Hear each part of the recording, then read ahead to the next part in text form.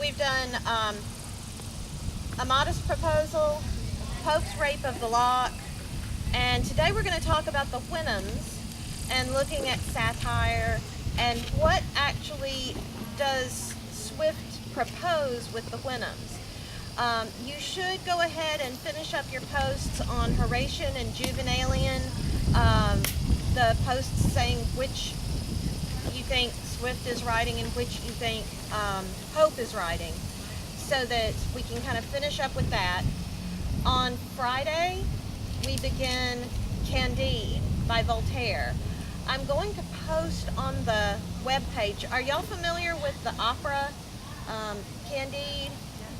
Okay, I'm going to post, I mean, it's funny, but it's got the overture I will post, and I'm going to post it. Barbara Streisand has a version of Let Our Garden Grow, so I'll post that. And if you find a way to watch the whole thing, that would be great as well. Did somebody tell me they were going to bring me that? No, okay. I thought somebody was going to bring that for me, but that was another class. Okay, so we'll want to do that. Finish up your posts and start reading Voltaire's Candide. You need to get halfway through it. So let's look at that, what page numbers we've got.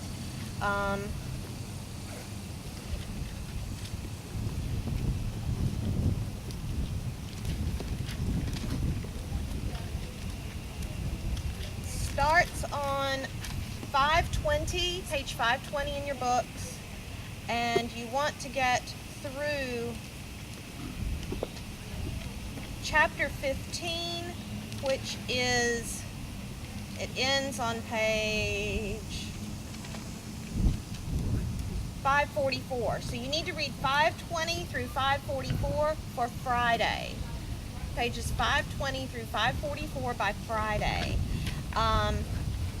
That gets you halfway through Voltaire's Candide. I also want to point out that later in the semester, we're going to be reading Madame Bovary. That's in a later, it's not in volume D. I think it's in volume E in the next one.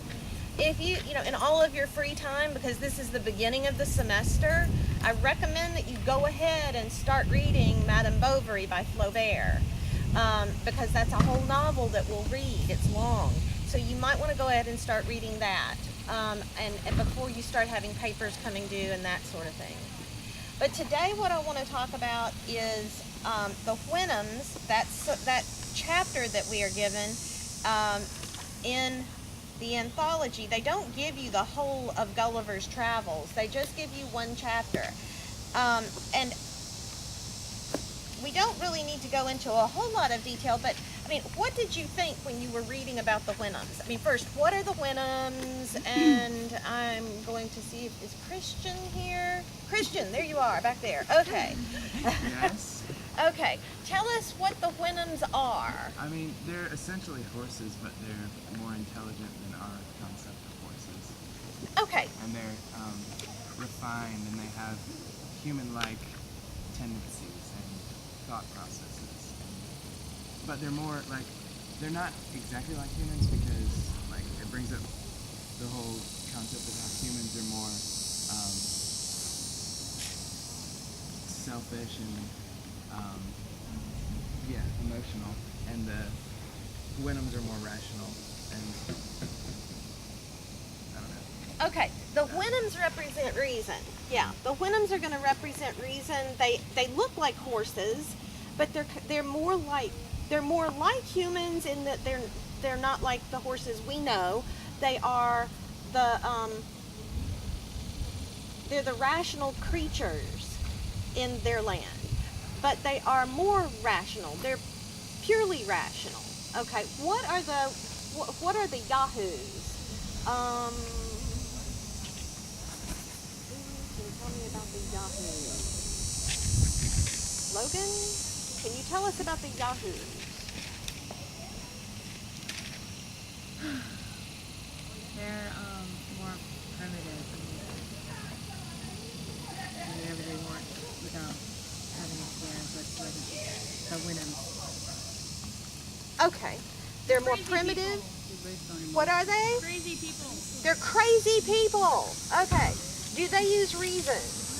No. Okay. Does Gulliver recognize what they are when he first meets them? I mean, this is. I think it's hysterical. I really think it's hysterical here. Look at this. At page 439.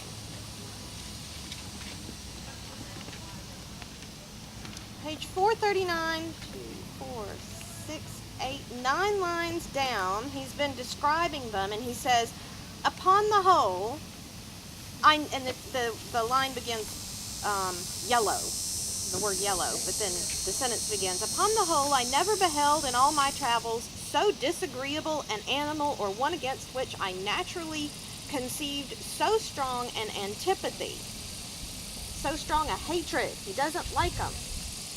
So that thinking I had seen enough, full of contempt and aversion, I got up and pursued the beaten road, hoping it might direct me to the cabin of some Indian. I had not gone far when I met one of these creatures full in my way and coming up directly to me. The ugly monster, when he saw me, distorted several ways every feature of his visage, his face, and stared as at an object he had never seen before. Then, approaching nearer, lifted up his forepaw, whether out of curiosity or mischief, his forepaw, his hand? Suddenly it's a forepaw?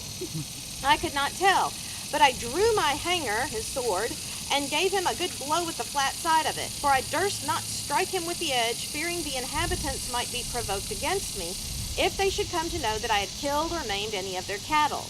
When the beast felt the smart, he drew back and roared so loud that a herd of at least 40 came flocking about me from the next field, howling and making odious faces, but I ran to the body of a tree, leaning my back against it, kept them off by waving my hanger, his sword. Several of this cursed brood, getting hold of the branches behind, leaped up into the tree, from whence they began to discharge their excrement on my head. Oh, yuck! Okay, so this is the way, yeah, they're crazy, right? They have no reason. They're not rational. But the Houyhnhnms, on the other hand, are purely rational. Which does Gulliver prefer?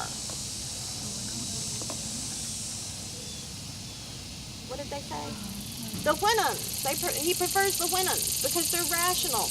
They take him into their home, and at first they kind of think maybe he's the Yahoo, but he doesn't look quite like the Yahoo because he's wearing clothes.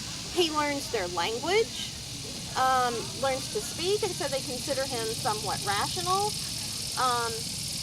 But what do they finally decide about him, ultimately?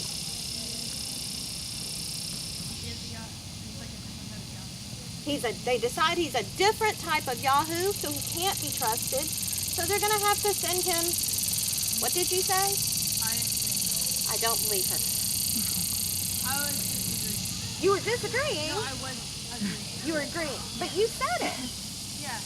He's a different kind of Yahoo, so they send him away, right? So he's too human? Yeah. But they asked him about his home in England. Mm-hmm. And so they know that they're kind of like Yahoos in their government way. Yes. But he wants to change to be more like the Houyhnhnms. Okay, he wants to be like a Houyhnhnm. He understands, as he's trying to explain things like war, and why we have wars, and how people can lie, and do Houyhnhnms know about lying? Page 448, what do they call it? The thing that we not or something. Yeah, to say the thing which was not. In chapter 4 on page 448, it is to say the thing which was not. These ends were defeated. So he says, they don't even know how to lie. They don't even have a word for lying. And so wouldn't it be a great place to live? Don't you think that that's just the greatest idea? They don't have emotion, though. They don't have emotion? Exactly. They can't kill anybody. They won't get mad, so they won't kill anybody, right? No, but they don't have love, and God is love, so.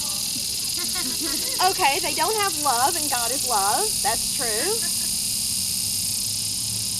But love just gets us into trouble, right? I mean, who has ever broken up with a boyfriend or girlfriend? I have. Now, wasn't that just, was that just delightful? No. No? Love, it's a met. Have you ever broken up with somebody? No? She doesn't even know what to say. Brennan?